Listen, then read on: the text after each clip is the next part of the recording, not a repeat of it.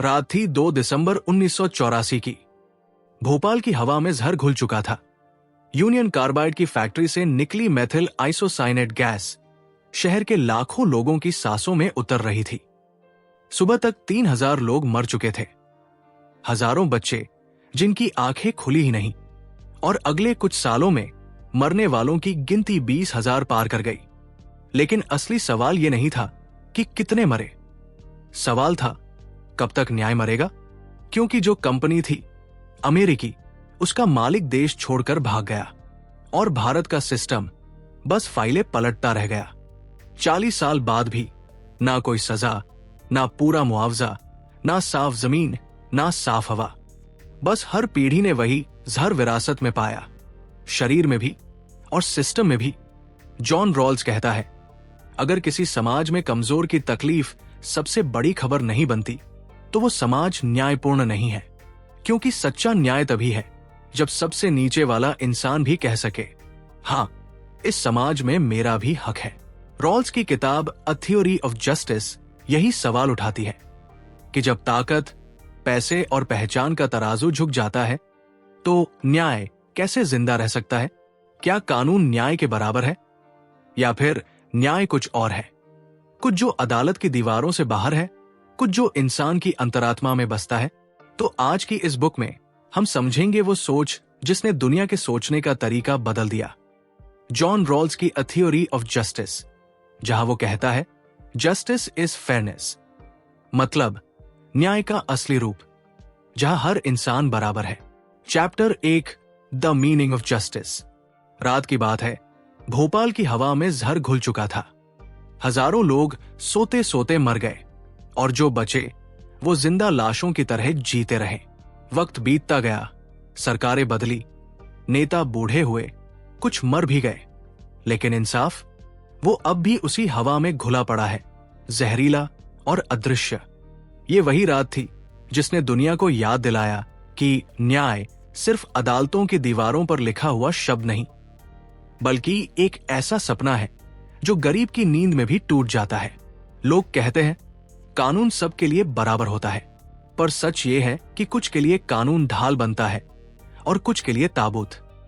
कभी सोचा है, किसी मजदूर की मौत पर केस चलता है तो फाइलें सालों तक धूल खाती है, लेकिन किसी बड़े आदमी की बेल सुनवाई उसी दिन हो जाती है। यही है वो पल जब न्याय शब्द अपनी ही परछाई से डरने लगता है। जॉन रॉल्स कहता है, अगर किसी समाज में सबसे नीचे वाला इंसान भी खुद को सुरक्षित महसूस नहीं करता, तो वो समाज न्यायपूर्ण नहीं है। लेकिन हमारे समाज में तो नीचे वाले इंसान को पता ही नहीं कि वो कितना नीचे है, क्योंकि हर दिन कोई न कोई उससे भी नीचे धकेल दिया जाता है। कोई जाति के नाम पर, कोई पैसे के नाम पर, कोई धर्म के नाम पर। कभी किसी ने सोचा कि न्याय आखिर शुरू कहां से हुआ? प्राचीन यूनान में प्लेटो कहता था कि न्याय का मतलब है हर किसी का अपना काम ईमानदारी से करना। अच्छा लगता है सुनने में, लेकिन प्लेटो के वक्त में औरतों को बोलने का हक तक नहीं था। फिर एरिस्टोटल ने कहा, जो समाज दूसरों के साथ वैसा करे जैसा वो अपने साथ चाहता है, वही न्याय है। सुनने में मीठा, पर वही एरिस्टोटल गुलामी को स्वाभाविक व्यवस्था कहता था। यानी इंसाफ भी उसी वक्त तक इंसाफ है जब तक वो ताकतवर के लिए फायदेमंद है। भारत में भी सदियों से धर्म को न्याय का दूसरा नाम बताया गया। पर सोचो, जब राजा खुद को भगवान मान ले, तो फिर प्रजा कहा बोलेगी? वही हुआ हमारे साथ। धर्म के नाम पर कुछ लोगों ने तय किया कि कौन ऊंचा, कौन नीचा, और बाकी सब मानते रहे, क्योंकि यही न्याय कहा गया। शायद इसी को रॉल्स अनजस्ट फाउंडेशन कहता। एक ऐसी इमारत जो बाहर से मंदिर जैसी लगे, पर अंदर सड़ चुकी हो। रॉल्स की सोच यहां से बिल्कुल उल्टी शुरू होती है। वो कहता है, अगर तुम्हें नया समाज बनाना हो, तो पहले अपनी पहचान मिटा दो। भूल जाओ कि तुम कौन हो, किस धर्म, किस जाति, किस लिंग से हो। बस सोचो कि इस समाज में तुम कहीं भी पैदा हो सकते हो, अमीर के महल में या गरीब की झोपड़ी में। अब बताओ, तुम कौन से नियम बनाओगे? वो जो ताकतवर को और ताकत दे, या वो जो सबसे कमजोर को जीने का भरोसा दे? अमेरिका में भी रॉल्स ये सब बस किताबों में नहीं, असली दुनिया में देख रहा था। वियतनाम युद्ध चल रहा था, ब्लैक लोगों को बराबरी नहीं मिल रही थी और सड़कों पर हर इंसान फ्रीडम चिल्ला रहा था। उसी समय रॉल्स ने यह किताब लिखी, अ थ्योरी ऑफ जस्टिस, ताकि दुनिया समझे कि असली आजादी तभी है जब वो सबके लिए हो, वरना आजादी नहीं, विशेषाधिकार बन जाती है। कभी कभी लगता है न्याय वही है जो दिखता नहीं, लेकिन जिसकी कमी हर जगह महसूस होती है। जैसे दिल्ली की सर्दी में वो धुआं, जिसे सब देखते हैं पर कोई रोकता नहीं। हर कोई कहता है कुछ करना चाहिए, लेकिन कोई करता नहीं। और फिर साल गुजरते जाते हैं। जैसे भोपाल गुजर गया, जैसे निर्भया गुजर गई, जैसे हर वो आम आदमी गुजर गया जिसने अदालत से ज्यादा उम्मीदें पाल ली थी। न्याय कभी तेज नहीं होता, पर जब बहुत देर हो जाती है तो वो अपनी ही कब्र खोद लेता है। यही बात रॉल्स समझाता है कि कानून अगर इंसाफ देने में नाकाम रहे तो कानून को नहीं, समाज को बदलो, क्योंकि न्याय सिर्फ अदालत में नहीं, हमारे फैसलों में, हमारी सोच में और हमारी खामोशी में छिपा होता है। अब सवाल यह है, अगर हर कोई न्याय चाहता है तो फिर यह दुनिया अब भी इतनी अन्यायपूर्ण क्यों है? क्या वजह है कि सच्चाई के पास वकील नहीं और झूठ के पास पूरी फौज है? क्या वजह है कि गरीब को सजा मिलती है और अमीर को समझौता? शायद जवाब इस बात में छिपा है कि हमारा न्याय अब पलड़ा नहीं, सौदा बन चुका है। और जब इंसाफ बिकता है तो उसका वजन हमेशा उस तरफ झुकता है जहां ज्यादा सिक्के होते हैं। पर सवाल अभी खत्म नहीं हुआ, क्योंकि अब बात वहीं से शुरू होगी जहां पलड़ा पूरी तरह झुक चुका है। जब समाज का संतुलन टूट जाए और न्याय का नाम सिर्फ किताबों में रह जाए। Chapter 2, the broken balance. कभी किसी तराजू को ध्यान से देखा है? दोनों पलड़े बराबर तभी रहते हैं जब उनके बीच की डोरी मजबूत हो, लेकिन जैसे ही वो डोरी कमजोर पड़ती है, एक पलड़ा नीचे गिरता है। और ठीक वैसे ही हमारा समाज भी। ऊपर वाले और नीचे वाले के बीच की डोरी अब लगभग टूट चुकी है। कहते हैं सब कानून के सामने बराबर है, लेकिन जब तुम्हें पता हो कि तुम्हारा विरोधी किसी मंत्री का बेटा है या किसी बड़े कारोबारी का रिश्तेदार, तो क्या तुम अब भी इस वाक्य पर भरोसा कर पाओगे? भोपाल गैस कांड के आरोपी अमेरिका चले गए और जिनके बच्चे मरे वो अब तक मुआवजे के लिए फॉर्म भर रहे हैं। निर्भया केस में कैमरों के सामने पूरा देश गुस्से में उबल पड़ा, लेकिन उन्हीं सड़कों पर रोज कोई नई निर्भया बिना नाम के मर जाती है। यही वो टूटा हुआ संतुलन है जिसे रॉल्स ने द ब्रोकन बैलेंस कहा होता, अगर वो भारत को करीब से देखता। जॉन रॉल्स कहता है कि न्याय तभी संभव है जब समाज फेयर हो, न कि समान। फर्क समझो, समानता का मतलब है सबको एक जैसी चीज दे दो, और न्याय का मतलब है हर किसी को उतना दो जितना उसे सच में जरूरत है।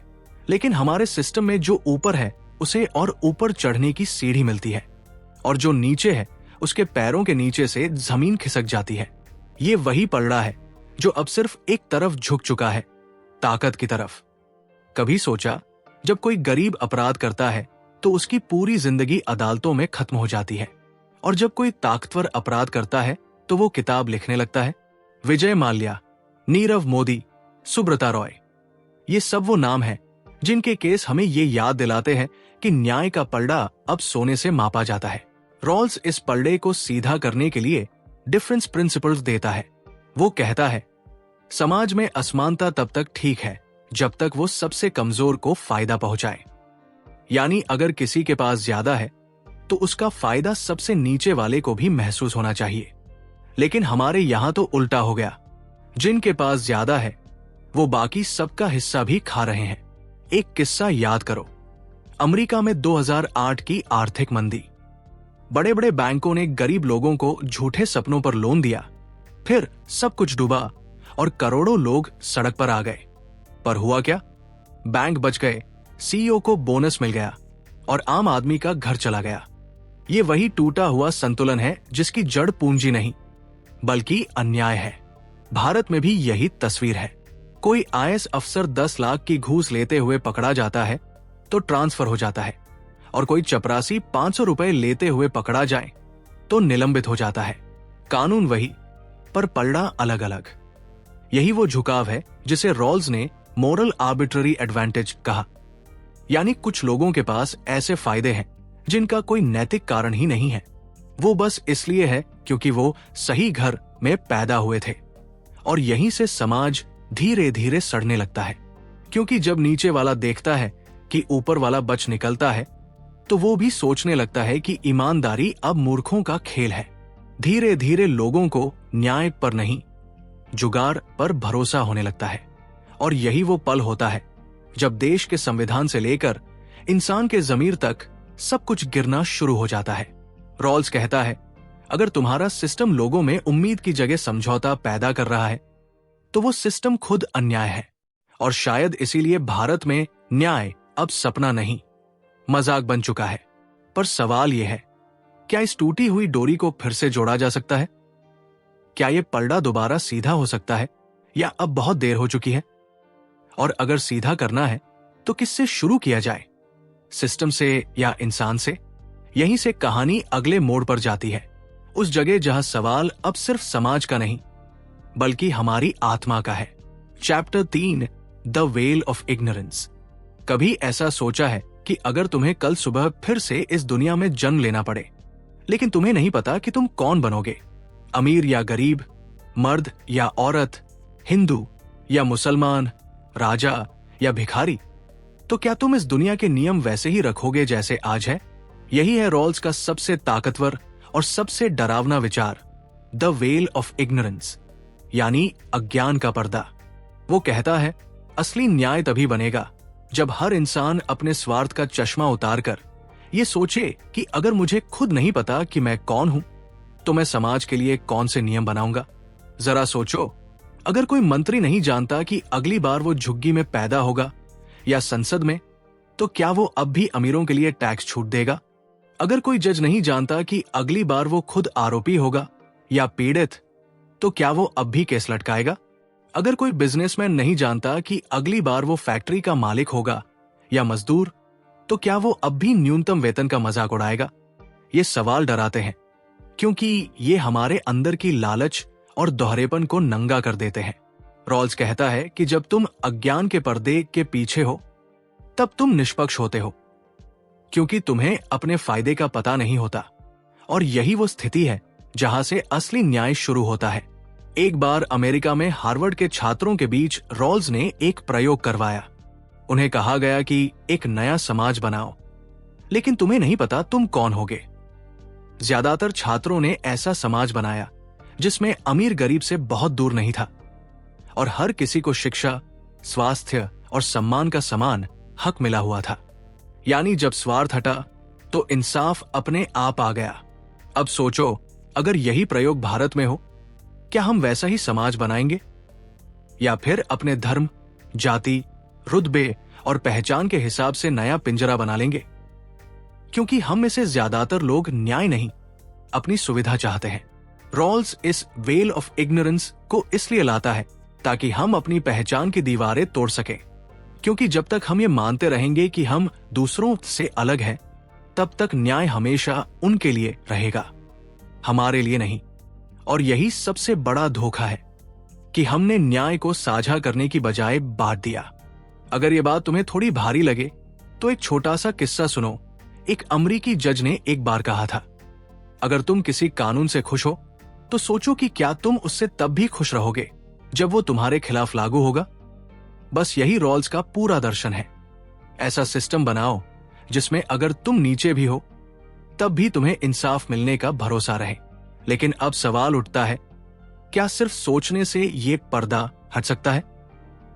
क्योंकि समाज में वो लोग हैं जिन्हें ये सोचने की जरूरत ही नहीं, और वो भी है जिन्हें सोचने का वक्त नहीं। तो क्या ये वेल सिर्फ किताबों में रहेगा या कभी अदालतों, संसदों और सड़कों पर भी उतरेगा?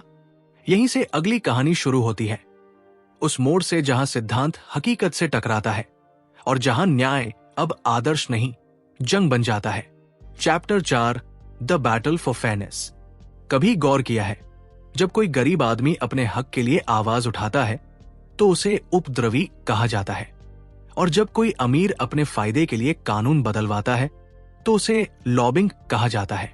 दोनों एक ही काम कर रहे हैं, सिस्टम से अपनी बात मनवाना, लेकिन फर्क सिर्फ ताकत का है। यही है द बैटल फॉर फेयरनेस, एक ऐसी जंग जो हर दिन लड़ी जा रही है पर किसी अखबार की सुर्खियों में नहीं आती। रॉल्स कहता है कि समाज में न्याय का असली मतलब है फेयरनेस, यानी ऐसा संतुलन जहां हर किसी को मौका मिले। लेकिन आज के सिस्टम में मौका नहीं, मंजिल पहले से बंटी हुई है। जन्म, धर्म, जात, पैसा, रुतबा सब पहले से तय कर देते हैं कि कौन जीतेगा और कौन हारेगा। इसी को तो रॉल्स लक लॉटरी कहता है। वो लॉटरी जिसमें तुम पैदा हुए वही तुम्हारा भविष्य लिख देती है। सोचो, अगर किसी बच्ची का जन्म किसी झोपड़पट्टी में होता है और किसी का किसी मंत्री के बंगले में, तो क्या दोनों के पास बराबर मौका है? रॉल्स कहता है नहीं, और जब तक ये फर्क बना रहेगा तब तक समाज फेयर नहीं हो सकता। एक बार अमेरिका में रोजा पार्क्स नाम की महिला ने बस में सीट छोड़ने से इनकार कर दिया था, सिर्फ इसलिए क्योंकि वो काली थी और गोरे लोगों के लिए सीट छोड़नी जरूरी थी। उसके उस छोटे से ना ने पूरा आंदोलन जगा दिया। वो फेयरनेस की जंग थी, ये कहने की कि इंसान की कीमत उसके रंग से नहीं तय होती। पर क्या हमने कुछ सीखा? भारत में आज भी मंदिरों में किसी को चढ़ावा देने से रोका जाता है, गांवों में कुएं अलग हैं और स्कूलों में नाम देखकर दोस्ती की जाती है। रॉल्स का सिद्धांत हमें यह सिखाता है कि सच्चा न्याय सिर्फ कानून में नहीं बल्कि उस माहौल में है जहां इंसान को उसकी पहचान से पहले इंसान समझा जाए। लेकिन आज जो लड़ाई चल रही है वो सिर्फ अदालतों में नहीं, हमारे दिमागों में भी है। हर बार जब हम किसी को उसके पहनावे, भाषा या नाम से आंकते हैं, हम फेयरनेस की जंग हार जाते हैं बिना लड़े। रॉल्स ने कहा था, justice is the first virtue of social institutions, यानी अगर तुम्हारे स्कूल, दफ्तर, संसद और अदालतें फेयर नहीं है तो कोई भी कानून तुम्हें न्याय नहीं दे सकता। लेकिन विडंबना यह है कि हमारे सिस्टम में फेयर वही है जो ताकतवर के पक्ष में है। सोचो, किसान 3 साल तक दिल्ली की सर्दी और गर्मी झेलकर सड़क पर बैठा रहा, बस इसलिए कि उसे अपने ही खेत का दाम तय करने का हक चाहिए था। पर मीडिया ने क्या दिखाया? Traffic jam. यही वो पाखंड है जहां फेयरनेस हारती है और फायदा जीत जाता है। पर रॉल्स का ये सपना, ये बैटल फॉर फेयरनेस खत्म नहीं हुई। हर वो इंसान जो सच बोलने की कीमत चुका रहा है, हर वो लड़की जो आवाज उठा रही है, हर वो मजदूर जो बिना सुरक्षा के काम कर रहा है, सब उसी लड़ाई के सिपाही है। लेकिन सवाल अब भी वही है, क्या ये जंग सिर्फ सड़कों पर लड़ी जाएगी या कभी सत्ता के दरवाजों तक भी पहुंचेगी? क्योंकि जब तक सत्ता की भाषा फेयरनेस नहीं बनेगी, न्याय का चेहरा अधूरा रहेगा। और शायद यहीं से वो दूसरा मोड़ शुरू होता है, जहां सवाल अब सिस्टम से हटकर इंसान की नीयत पर टिकता है। Chapter 5, the corrupted conscience. कहते हैं न्याय अंधा होता है, लेकिन शायद अब उसे सिर्फ अंधा नहीं, बहिरा और सुन्न भी कहा जाना चाहिए। क्योंकि आज कानून की आंखों पर पट्टी नहीं बल्कि पावर और पैसे का पर्दा है। रॉल्स मानता था कि न्याय तभी टिकेगा जब इंसान की अंतरात्मा जिंदा रहे। पर क्या आज किसी को अंतरात्मा की आवाज सुनाई देती है? हमने सिस्टम को दोष देते देते ये भूल गए कि सिस्टम इंसानों से ही बना है, और जब इंसान अंदर से सड़ जाए तो बाहर की इमारत कितनी भी खूबसूरत क्यों न हो, वो गिर ही जाती है।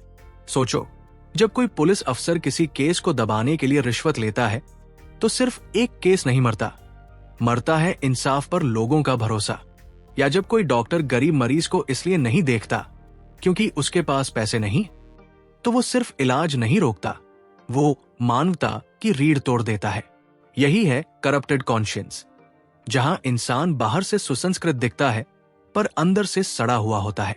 रॉल्स ने कभी नहीं कहा कि समाज परफेक्ट होगा, उसने कहा कि समाज जस्ट होना चाहिए।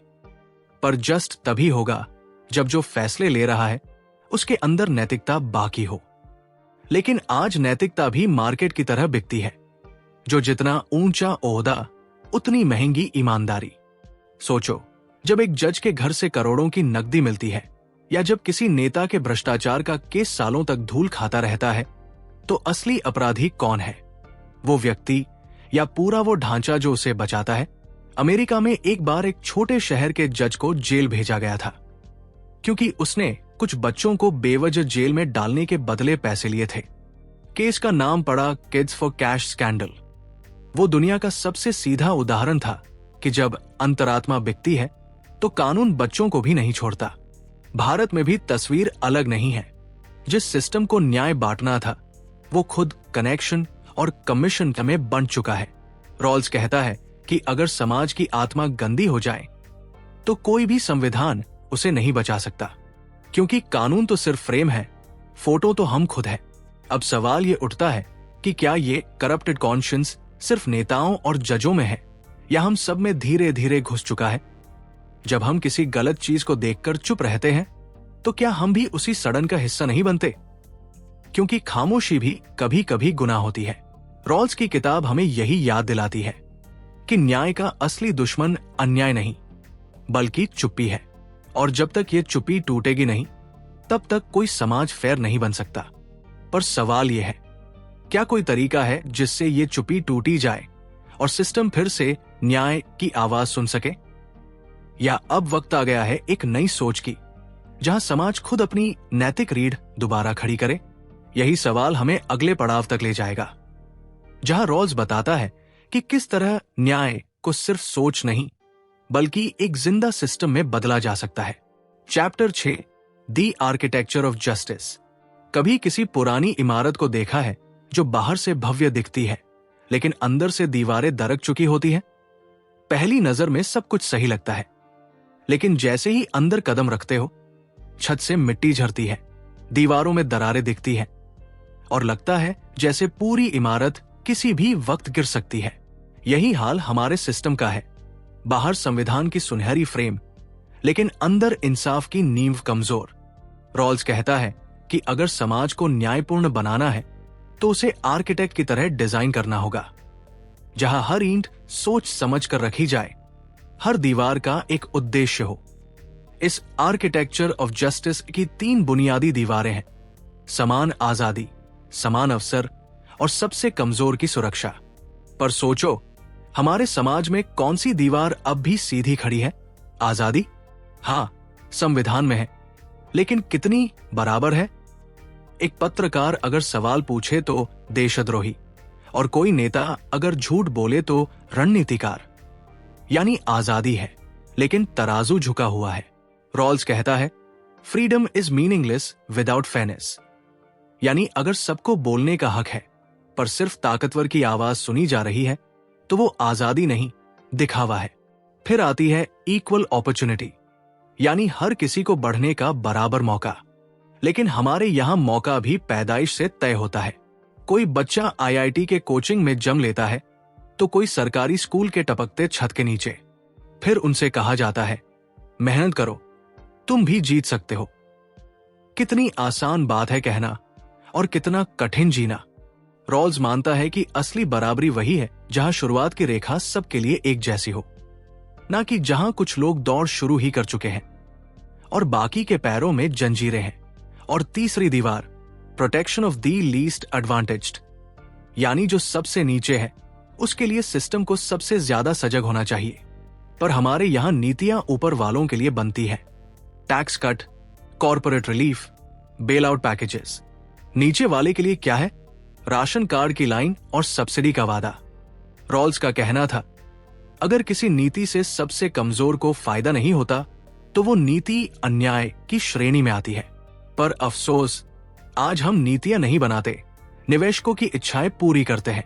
रॉल्स ने अपने मॉडल में कहा था कि एक जस्ट सोसाइटी को ऐसे चलाया जा सकता है जैसे एक वेल ऑर्डर्ड मशीन, जहां हर गियर दूसरे के लिए काम करे, ना कि उसके खिलाफ।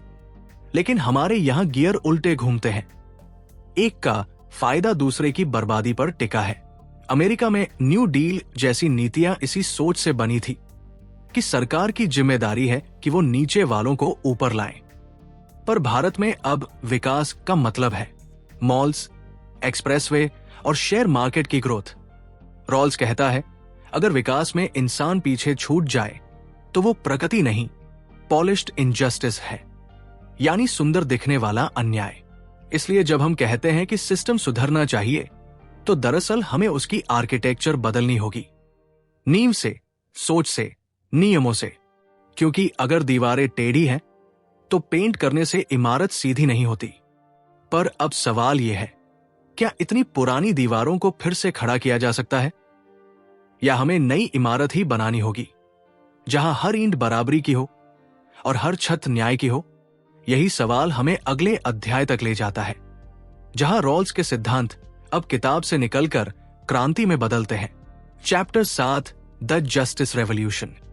हर क्रांति की शुरुआत एक सवाल से होती है, कब तक? कब तक गरीब भूख से मरेगा जबकि गोदामों में अनाज सड़ता रहेगा? कब तक निर्दोष जेल में सड़ेगा जबकि अमीर बेल पर घूमता रहेगा? कब तक कानून किताबों में रहेगा और इंसाफ कोर्टरूम की दीवारों में बंद रहेगा? रॉल्स का दर्शन सिर्फ किताबों के लिए नहीं था, वो एक मानसिक क्रांति थी। एक सोच जो कहती थी कि अगर सिस्टम इंसाफ नहीं देता तो सिस्टम बदलो।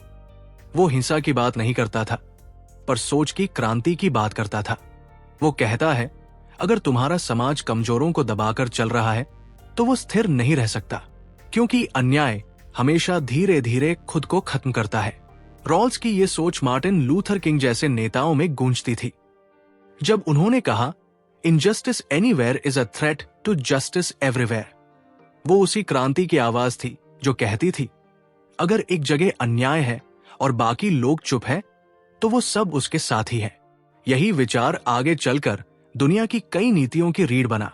Social welfare, affirmative action, public health care, free education, ये सब रॉल्स की सोच से ही जन्मे बीज है। अब अगर भारत की बात करें तो यहां क्रांति तलवार से नहीं, जागरूकता से शुरू होगी। रॉल्स के मुताबिक इंसाफ किसी अदालत से नहीं आता, वो जनता की चेतना से आता है।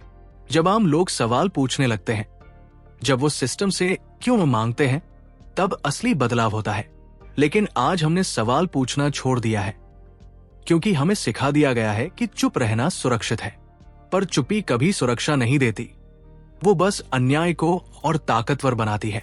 इस जस्टिस रेवोल्यूशन का मतलब है हर उस छोटे कदम को पहचानना जो फेयरनेस की दिशा में जाता है। चाहे वो किसी गांव में कोई टीचर हो जो बिना रिश्वत के पढ़ाता है, या कोई अफसर जो ईमानदारी से रिपोर्ट लिखता है, या कोई नागरिक जो गलत चीज पर चुप नहीं रहता। क्योंकि क्रांति हमेशा ऊपर से नहीं आती, वो नीचे से उठती है, धीरे धीरे पर यकीन के साथ। रॉल्स के शब्दों में, justice is not a miracle, it's a choice. यानी न्याय कोई चमत्कार नहीं, एक निर्णय है। हर दिन हर इंसान को यह फैसला लेना होता है कि वो किस तरफ खड़ा है, न्याय के साथ या उसके खिलाफ। पर एक बात याद रखो, हर क्रांति का एक जोखिम होता है। सिस्टम जब बदलता है तो उसे हिलना पड़ता है, और जब हिलता है तो कुछ लोग नीचे गिरते हैं, वो लोग जो वर्षों से उसकी ऊंचाई पर बैठे थे। यानी जस्टिस रेवोल्यूशन सिर्फ सोच की नहीं, हिम्मत की भी परीक्षा है।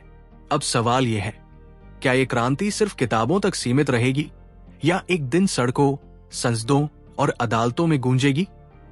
क्या लोग इतना साहस दिखा पाएंगे कि फेयरनेस को धर्म बना लें और अन्याय को पाप मान ले? यही वो मोड़ है जहां रॉल्स की सोच अब एक विचारधारा नहीं, बल्कि एक आंदोलन बन जाती है। और अगला अध्याय इसी आंदोलन की जड़ तक जाता है, जहां इंसाफ अब आदर्श नहीं, इंसानियत की जरूरत बन जाता है। Chapter 8, the moral Republic. कभी सोचा है कि अगर किसी देश की इमारत कानून से बनी है तो उसकी आत्मा क्या है? रॉल्स कहता है, जस्टिस में build the walls, but morality breeds life into them. यानी न्याय अगर ढांचा है तो नैतिकता उसका दिल। बिना दिल के कोई भी शरीर बस चलता फिरता ढांचा होता है।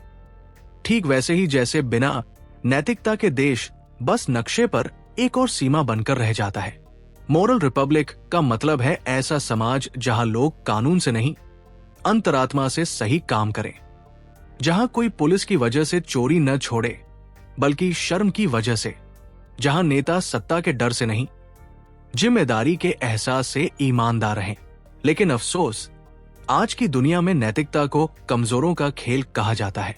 जो सही करता है वो मूर्ख कहलाता है, जो चालाकी करता है वही स्मार्ट माना जाता है।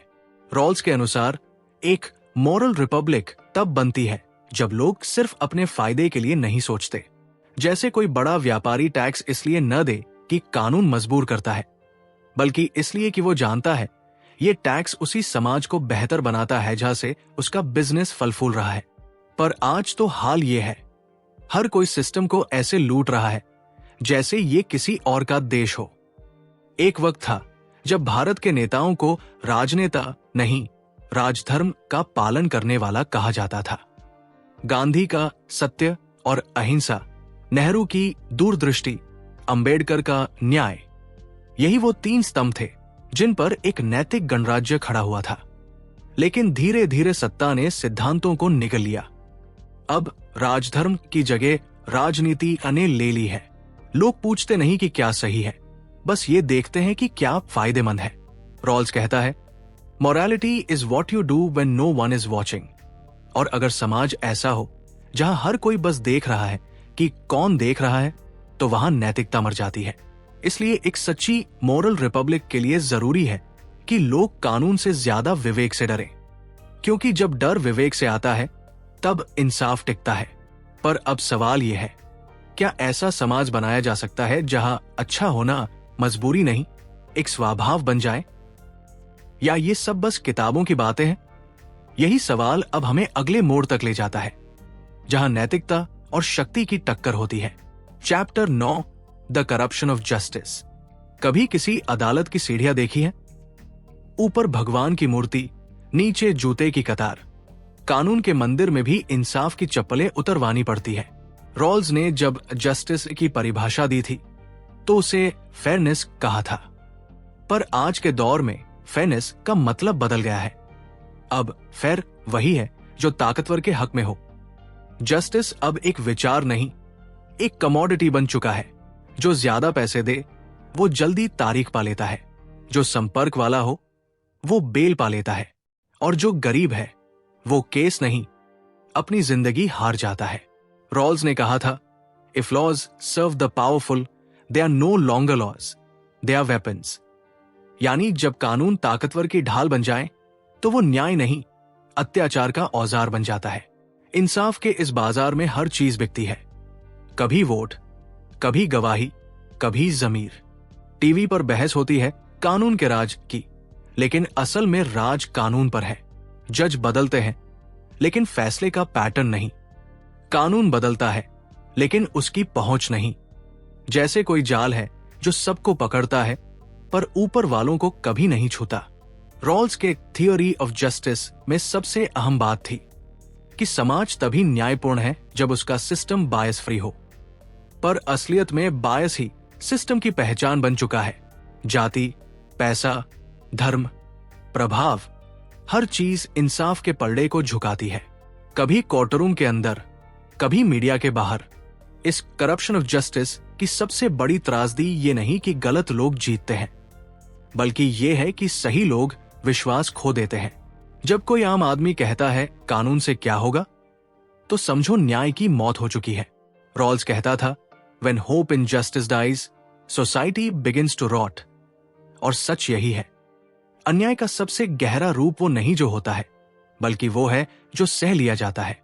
अब सवाल ये है, क्या इंसाफ का ये सड़ा हुआ ढांचा कभी फिर से जिंदा हो सकता है, या अब हमें एक नया ढांचा बनाना होगा जो लॉ एंड ऑर्डर नहीं, ट्रूथ एंड फेयरनेस पर टिका हो? यही रास्ता अब हमें ले जाता है अगले अध्याय तक, जहां रॉल्स की सोच अब दर्शन नहीं, एक क्रांति का ब्लूप्रिंट बन जाती है। Chapter 10, the new contract.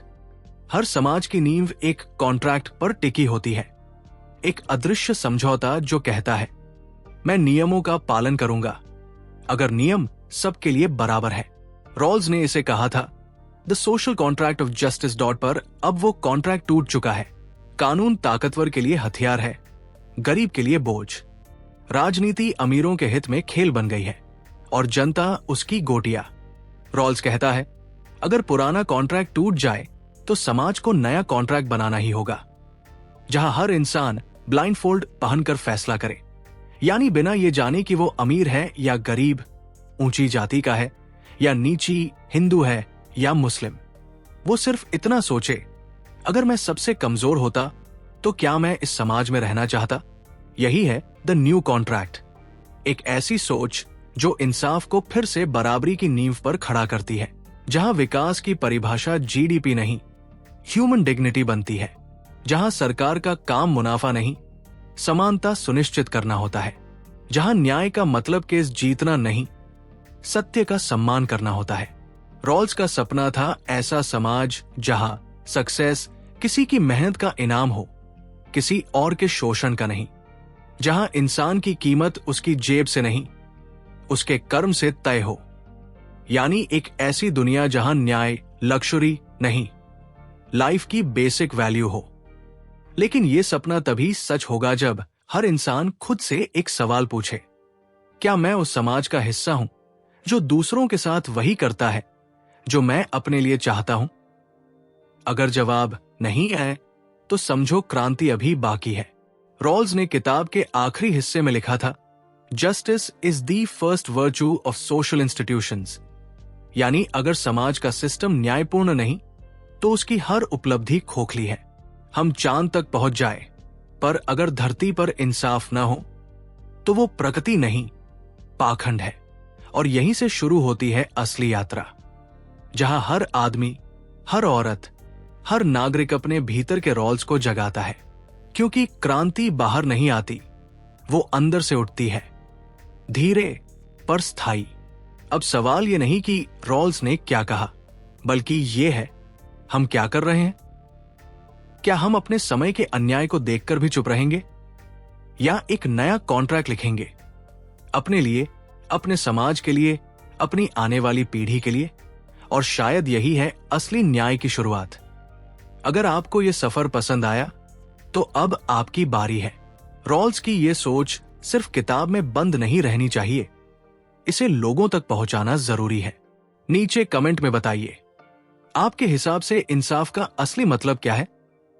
क्या हम सच में जस्ट सोसाइटी की तरफ बढ़ रहे हैं, या बस उसका दिखावा कर रहे हैं? अगर आपको यह वीडियो पसंद आई तो लाइक करो ताकि और लोग देख सकें, शेयर करो ताकि सोच फैल सके, और सब्सक्राइब करो ताकि अगला एपिसोड मिस न हो। क्योंकि अब जो आने वाला है वो जस्टिस नहीं, पावर की असली सच्चाई है।